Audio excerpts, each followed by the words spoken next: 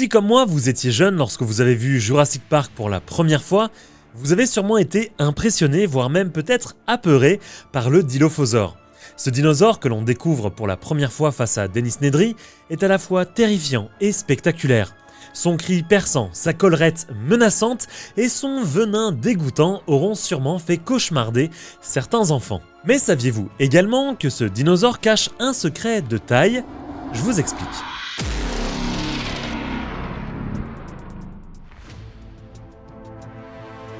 Alors, qu'on se le dise, entre nous, les dinosaures de Jurassic Park sont bien des monstres entre guillemets de science-fiction. Ils ne possèdent que quelques-unes des caractéristiques des vrais dinosaures, leur ADN étant mélangé à de l'ADN de grenouilles et à d'autres espèces. Le résultat de ce fait est assez loin de l'image que l'on se donne de dinosaures réalistes entre guillemets. Par exemple, le vrai raptor était plus petit, avec des plumes, et rien ne prouve que le Dilophosaure avait une collerette et crachait du poison. Encore une fois, on est dans un film de science-fiction, mais qui reste cohérent avec son univers. Ces animaux sont des hybrides, moitié dinos, moitié animaux, ni plus ni moins. Au-delà de la collerette et du venin, un autre élément différenciant est à noter, le Dilophosaure était normalement plus grand que ce qu'on voit dans le film. Un vrai Dilophosaure pouvait mesurer jusqu'à environ 2 mètres de haut pour environ 6 mètres de long. Dans le film, l'animal est représenté beaucoup plus petit, environ 1 mètre, 1 mètre 50 de haut pour un peu moins de 2 mètres de long. Ce choix de différence de taille est simple, Spielberg et le reste de la production ne voulaient pas qu'on confonde le Dilophosaure avec le Vélociraptor, et le premier a donc été rétréci. De plus, avoir un petit dinosaure face à Nedry permet d'avoir une approche plus mignonne entre guillemets et moins agressive. On peut donc jouer sur la peur de Dennis tout en minimisant l'aspect dangereux de l'animal. Ainsi le Dilophosaure nous met mal à l'aise, mais on tolère entre guillemets sa présence et on ne s'enfuit pas, du fait qu'il est moins imposant et semble moins dangereux qu'un raptor. Pour beaucoup, le Dilophosaure d'Ingen faisait donc cette taille-là, c'était un petit dinosaure carnivore, c'est un fait, point barre.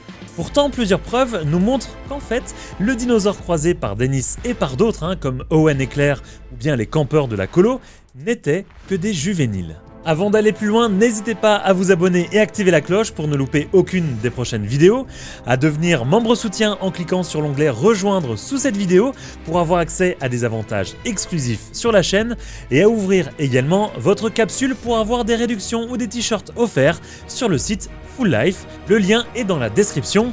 Allez, on reprend. Le premier indice nous vient du monde perdu. Alors non, il n'y a pas de Dilophosaure dans le film, du moins pas directement. On peut voir le temps d'un instant le Dilophosaure apparaître sur les écrans du camion de recherche avec notamment la taille de ce dernier à l'âge adulte. Sur l'image en meilleure résolution, on peut voir un texte en bas à gauche. Le Dilophosaure ferait en fait 20 pieds de long, soit environ 6 mètres, comme dans la réalité. On peut donc penser que le Dilophosaure vu dans le premier Jurassic Park était bien donc un juvénile. L'autre indice qu'on peut avoir sur la taille de ce dinosaure vient d'un autre élément provenant du premier Jurassic World.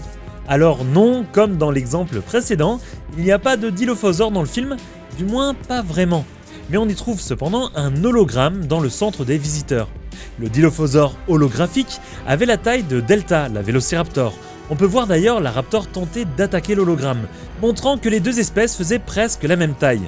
Et ici, on pourrait dire qu'il ne s'agit que d'un hologramme, sans prendre en compte les vraies dimensions des dinosaures représentés à Jurassic World. Ewins, l'une des personnes gérant entre guillemets l'univers canon de Jurassic Park et Jurassic World pour Universal, a déclaré sur Twitter que les hologrammes, comme celui du Dilophosaure, étaient précis, donc que ces cracheurs de venin faisaient environ la même taille qu'un Vélociraptor.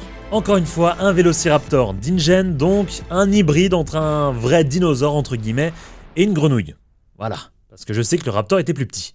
Enfin, le troisième indice provient des documents d'archives en coulisses impliquant Steven Spielberg, Stan Winston et Jack Horner, durant lequel Winston a expliqué que le Dilophosaure était si petit dans le premier film, tout simplement car il s'agissait d'un individu juvénile. À tout cela, on peut récupérer d'autres éléments qui ne sont pas vraiment canons, comme les cartes des jouets de l'époque, où on peut retrouver des Dilophosaures plus imposants que ceux du film, ou encore une vidéo de Jurassic Park The Game, du studio Telltale, présentant les Dilophosaures du parc comme des animaux juvéniles et prévoyant même des Dilophosaures gigantesques à l'âge adulte.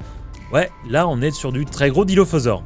Franchement, ça aurait fait de belles grosses bestioles. Ainsi, il peut être amusant de se dire qu'à chaque fois que l'on a pu croiser ce dinosaure dans Jurassic World, la Colo du Crétacé, ou encore dans Jurassic World Dominion, nous étions face à des dinosaures jeunes et que pour le moment, nous n'avons pas encore pu découvrir un vrai dilophosaure adulte dans la saga. Et vous, est-ce que vous aimez ce dinosaure provenant des laboratoires d'InGen? N'hésitez pas à me le dire en commentaire.